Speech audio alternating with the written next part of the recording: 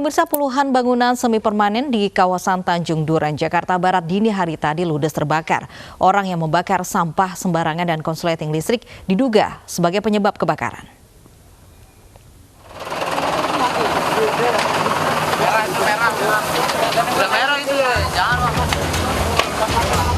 Kebakaran terjadi di Jalan Tanjung Duren Timur, Tanjung Duren, Jakarta Barat. Sekitar 20 bangunan semi permanen terbakar.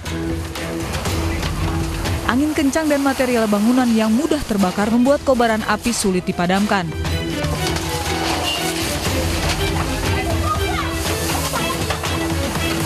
Setelah berjibaku selama 1 jam, petugas yang mengarahkan 21 unit mobil damkar berhasil memadamkan api. Selain akibat sampah yang terbakar, penyebab kebakaran juga diduga akibat terjadi konsleting, menurut keterangan dari sejumlah saksi. Orang yang ngebakarin sampah, kelihatannya di luar, sono kan luar. Iya tuh udah gede aja. Kayak lampu mati, udah bingung saya juga. Jadi kena semua rumah nih Pak. Ada berapa rumah Pak kira-kira Pak yang terbakar? Rumah banyak. Banyak, ada berapa? 20 ada. 20 situ ada. Kami belum mendata ini karena belum tuntas, baru masuk tahap pendinginan. Untuk dugaan sementara benar? Harus pendek Pak, harus pendek karena informasi dari warga ada yang bagian atapnya terbakar dulu. Tidak ada korban jiwa dalam peristiwa kebakaran ini. Dari Jakarta, Miftahul Gani, iNews melaporkan.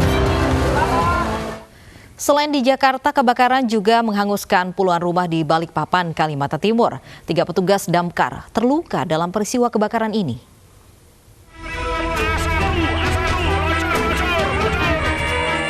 Kebakaran hebat melanda kampung pelayaran RT 09 Melawai, Kelurahan Perapatan, Balikpapan, Kalimantan Timur, Minggu malam. Sekitar 30 rumah ludes terbakar, diduga akibat terjadi konsleting listrik. Warga mengatakan api pertama kali terlihat dari salah satu rumah yang dihuni seorang lansia. Itu informasinya di nomor 556. Oh, milik siapa Pak RT? Pak Kadir. Pak Kadir, awalnya itu dari api terlihat di situ Pak. Kalau Orangnya ada nggak Pak? Ada orangnya Pak ya? orangnya masih di rumah sakit. Sudah lansia, orang lansia. Sejumlah kendala dialami petugas saat proses pemadaman api. Lantaran lokasi pemukiman yang padat penduduk terletak di kawasan perbukitan. Kebakaran ini banyak hambatan. Yang pertama, dia berada di perbukitan yang terjal, kemudian aksesnya unit kendaraan nggak bisa masuk dan harus menggunakan selang. Tidak ada korban jiwa dalam kebakaran ini, namun 3 petugas damkar terluka dan mengalami sesak nafas saat berjibaku memadamkan api. Dari Balikpapan, Kalimantan Timur, Mukmin Aziz, iNews melaporkan.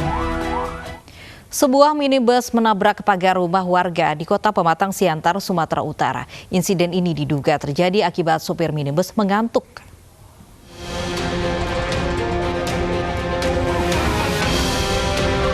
Warga Jalan Haji Adamali, Kota Pematang Siantar, Sumatera Utara dikejutkan dengan kecelakaan minibus yang menabrak pagar rumah warga. Padahal saat peristiwa terjadi, kondisi jalanan sedang sepi.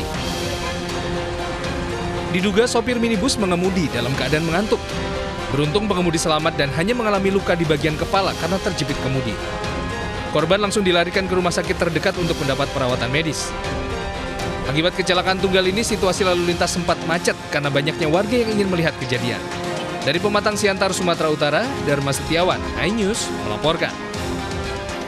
Seorang oknum anggota Dishub yang berstatus honorer memecahkan kaca mobil angkot di Jalan Pemuda Rawamangun, Pulau Gadung, Jakarta Timur. Aksi tersebut dilakukan lantaran kendaraan oknum Dishub tersebut tersenggol oleh angkot.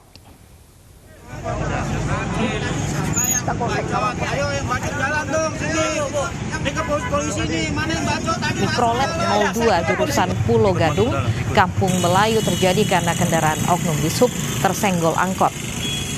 Menurut oknum anggota Dishub, supir angkot menerobos lampu merah sehingga menyenggol kendaraan miliknya. Sementara menurut supir angkot yang bernama Matsani mengatakan sebaliknya bahwa kendaraannya melaju saat lampu hijau.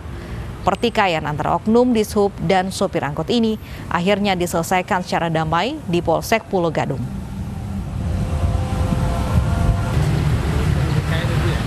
Ini sebenarnya lampu apa? Lampu udah hijau, mau hijau, Dishub masuk begitu. Jadi sangkanya lampu merah, akhirnya pepet gitu dah. Jatuh motornya samping, sebenarnya nggak nabrak saya, nggak apa-apa. Terus teman-teman pada mau datang ngeroyok semua, pecahin kaca, udah begitu. Jadi saya sok kaget jadi saya udah lampu hijau. Dia robos, sudah jelas robos. Akhirnya saya kesenggol. Saya refleks, saya sempat refleks, itu aja. Pengguna jalan bersama keluarga besar yang nekat makan hingga menggelar tikar di bahu jalan tol Cipali viral di media sosial. Polisi sebut kasus serupa sering terjadi dan langsung dibubarkan untuk pindah ke rest area setiap kali ditemukan. Sok Bu, diangkat Bu ya. Makanya di rest area atau di tempat yang aman. Video satu keluarga yang dibubarkan petugas PJR saat sedang makan di bahu jalan tol Cipali yang sempat viral dibenarkan oleh petugas PJR tol Cipali. Menurut Panit PJR tol Cipali, kejadian tersebut pada hari Jumat saat Hari Raya Idul Adha dari arah Jakarta menuju Palimanan, tepatnya di kilometer 108. Untuk mencegah terjadinya kasus serupa, petugas PJR tol Cipali kini semakin meningkatkan patroli di wilayah tersebut. Keluarga berplat nomor A1686 IC ketika anggota kami sedang melakukan patroli menemukan anggota keluarga tersebut sedang makan di bahu jalan, yang dimana bahu jalan tersebut memang merupakan daerah black spot atau daerah menjadi rawan kecelakaan. Untuk itu petugas kami seiringnya dengan perintah dan kebijakan pimpinan tidak ada satu pengguna jalan pun yang melakukan kegiatan aktivitas istirahat atau makan seputaran bahu jalan sepanjang ruas tol Cipali. Polisian menghimbau kepada warga pengguna jalan agar tidak beristirahat apalagi makan-makan di bahu jalan karena sangat berisiko terhadap keselamatan. Jika hendak beristirahat diharapkan menggunakan rest area yang telah disediakan. Dari Subang, Jawa Barat, Yudi Heriawan Juanda, iNews melaporkan. Pemirsa, motif kasus pembunuhan dan penganiayaan yang dilakukan seorang suami kepada istri dan anaknya sendiri di Jombang, Jawa Timur terungkap. Pelaku menuduh istrinya telah berselingkuh. Inilah Supaat, suami yang membunuh istri dan melukai anaknya sendiri di Jombang, Jawa Timur. Kepada petugas, Supaat mengaku geram kepada istrinya yang diduga telah berselingkuh dengan pria lain selama 9 tahun. Selama kurun waktu tersebut, tersangka bekerja menjadi TKI di Amerika. Tersangka juga mengaku kesal uang hasil jerih payahnya banyak yang hilang. Sedangkan penganiayaan terhadap anaknya, tersangka mengaku anaknya Novel kerap berperilaku kasar dan memukuli dirinya. Nekat. Saya nekatnya itu saking jengkelnya Pak ya, saking jengkelnya tak tanyain selama 4 bulan itu enak-enak. Tunjukkan di mana tempatnya. Kamu katanya orang punya rumah. Siapa yang bilang saya tanya? Ada yang dengar saya pokoknya kamu bikin rumah sama si A ini gitu. Itu. Kok anaknya juga Bapak serang juga? Kenapa Pak? Saya dihajar Pak, sering dihajar saya. Sama anak? Kalau marah iya, kalau marah sama ibunya itu sering tendang saya itu Pak. Sama Novel itu ya? Iya sama Novel itu Pak, saya sering dipukul sama kursi. Di kamar tuh langsung membunuh dengan cara membacok kepada istrinya atau korbannya. Setelah itu, setelah dilakukan beberapa kali, akhirnya meninggal di tempat. Terus setelah itu juga tersangka juga melakukan lantai 2, lantai atas itu langsung membacok anaknya yang bernama Novel yang sedang main HP itu Pak ya? Iya. Sedang main HP dibacok beberapa kali. Sekarang korban Novel ada di Rumah Sakit Umum Jombang dalam keadaan kritis. Peristiwa pembunuhan dan penganiayaan yang dilakukan Supaat terjadi pada Jumat malam 31 Juli 2020 di Desa Rejo Slamet, Kecamatan Mojowarno, Jombang, Jawa Timur. Supaat, 52 tahun, tega menghabisi istrinya, Listianingsih, 49 tahun, dan melukai anaknya sendiri, Noval, 19 tahun, dengan senjata tajam. Usai membunuh, Supaat langsung menyerahkan diri ke Polsek Mojowarno.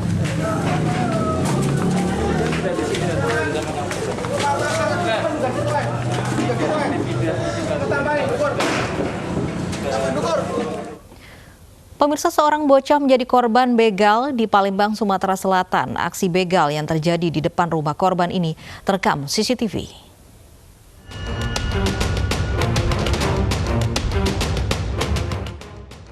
Bocah berusia 12 tahun menjadi korban begal saat mengendari sepeda motor di kawasan perumahannya di Palembang, Sumatera Selatan. Dari rekaman kamera pengawas milik salah satu warga, pelaku yang berjumlah 2 orang sudah membuntuti korban dari belakang. Saat kondisi sepi, kedua pelaku langsung memepet korban. Salah satu pelaku pun turun untuk mengambil paksa sepeda motor dan menganiaya korban. Korban sempat berteriak minta tolong saat sepeda motor dibawa kabur pelaku.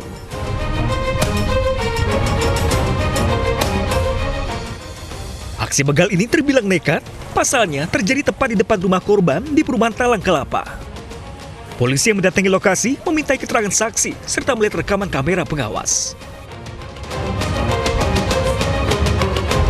Iya, tolong katanya. Jadi cepat kan aku dari dalam tutup buka ini langsung. Jadi aku jengokin ke sana. Motor itulah sampai ke sudut deket TK kan. Yang pelakunya itu pura-pura kenal dengan anak aku kan, mepet di motornya. Terus cacak nanya nama dia kan, nama anak aku itu. Terus langsung dia cekek anak aku cak itu kan, langsung didorongnya cak itu. Kini, polisi sudah mengantongi ciri-ciri pelaku memburu kedua pelaku begal tersebut.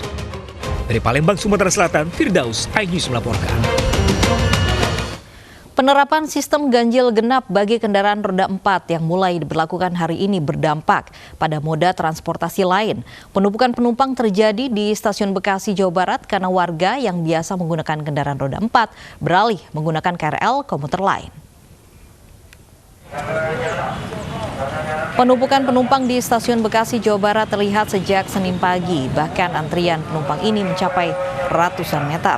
Penumpukan penumpang di stasiun Bekasi ini merupakan dampak diterapkannya sistem ganjil genap bagi kendaraan roda 4 yang masuk ke DKI Jakarta. Akibatnya warga Bekasi yang biasa menggunakan kendaraan roda 4 untuk bekerja ke Jakarta, kini kembali menggunakan moda transportasi KRL komuter lain.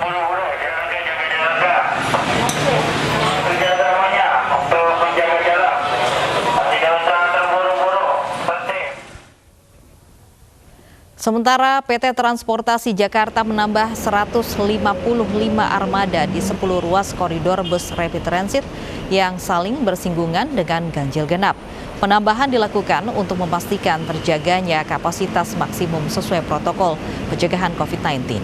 Di hari pertama pemberlakuan ganjil genap, suasana halte bus Transjakarta Harmoni Jakarta Pusat tidak ada penumpukan penumpang seperti biasanya, terutama di jam kerja, karena sudah terurai dan diatur oleh petugas.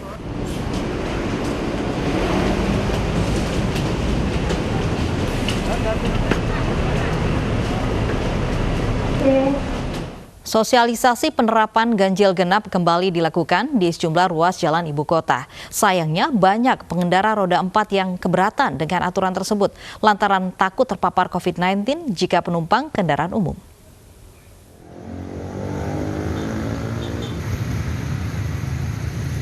Setelah 5 bulan terhenti karena pandemi COVID-19, kini aturan ganjil genap kendaraan roda 4 di ibu kota kembali diberlakukan.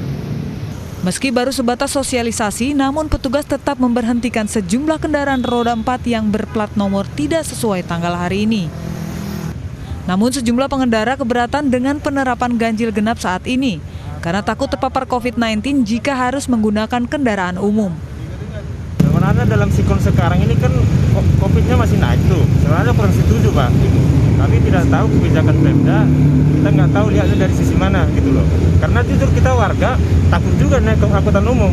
Saya punya istri nih, saya tetap tiap pagi harus antar istri.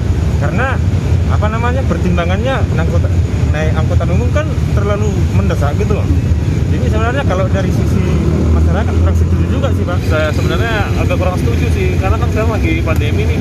Kalau mau naik kereta juga agak riskan kan, kalau naik kendaraan umum. Ya kalau bisa sih ditinjau lagi sih itu. Para pengendara berharap Gubernur DKI Jakarta Anies Baswedan dapat meninjau kembali aturan tersebut, setidaknya hingga pandemi COVID-19 berakhir, agar jumlah penderita corona tidak semakin bertambah.